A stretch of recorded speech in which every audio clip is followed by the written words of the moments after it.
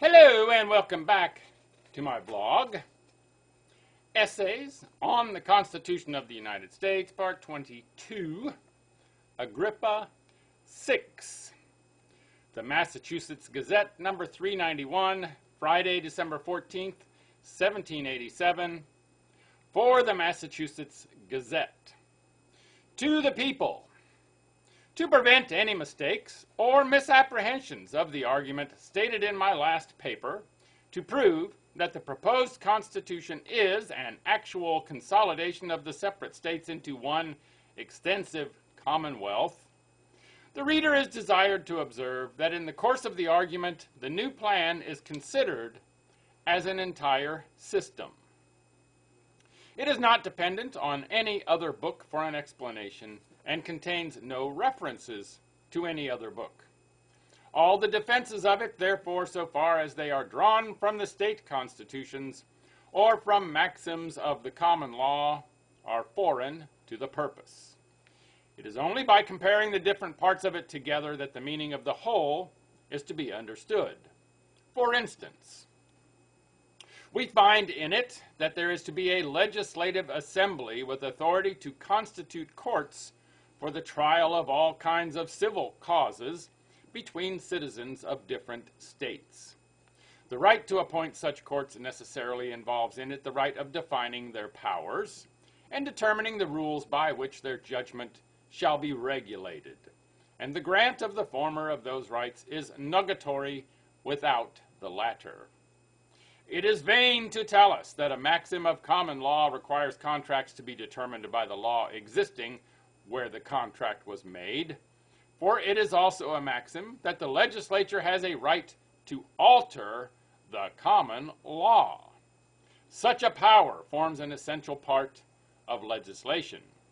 Here, then, a declaration of rights is of inestimable value. It contains those principles which the government never can invade without an open violation of the compact between them and the citizens. Such a declaration ought to have come to the new Constitution in favor of the legislative rights of the several states, by which their sovereignty over their own citizens within the state should be secured. Without such an express declaration, the states are annihilated in reality upon receiving this Constitution. The forms will be preserved only during the pleasure of Congress. The idea of consolidation is further kept up in the right given to regulate trade. Though this power, under certain limitations, would be a proper one for the Department of Congress, it is in this system carried much too far, and much farther than is necessary. This is, without exception, the most commercial state upon the continent. Our extensive coasts, cold climate, small estates, and equality of rights, with a variety of subordinate and concurring circumstances, place us in this respect at the head of the Union. We must therefore be indulged if a point which so nearly relates to our welfare be rigidly examined. The new Constitution not only prohibits vessels bound from one state to another from paying any duties, but even from entering and clearing. The only use of such a regulation is to keep each state in complete ignorance of its own resources. It certainly is no hardship to enter and clear at the custom house, and the expense is too small to be an object. The unlimited right to regulate trade includes the right of granting exclusive charters. This, in all old countries, is considered as one principal branch of prerogative. We find hardly a country in Europe which has not felt the ill effects of such a power. Holland has carried the exercise of it farther than any other state, and the reason why that country has felt less evil from it is that the territory is very small, and they have drawn large revenues from their colonies in the East and West Indies.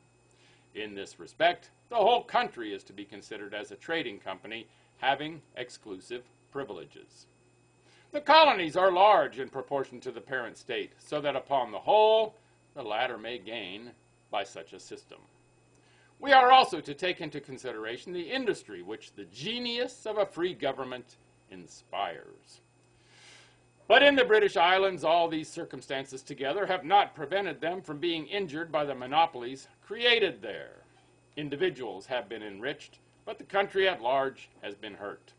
Some valuable branches of trade being granted to companies who transact their business in London, that city is perhaps the place of the greatest trade in the world.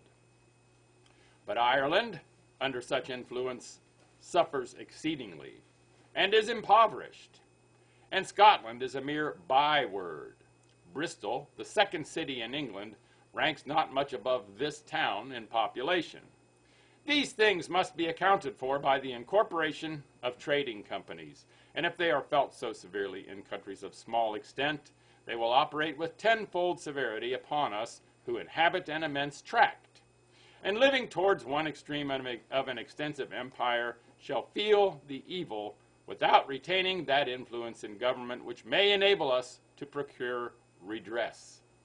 There ought then to have been inserted a restraining clause which might prevent the Congress from making any such grant, because they consequentially defeat the trade of the outports and are also injurious to the general commerce by enhancing prices and destroying that rivalship which is the great stimulus to industry.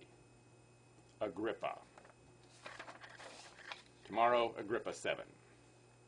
Make it a great day, and bye for now.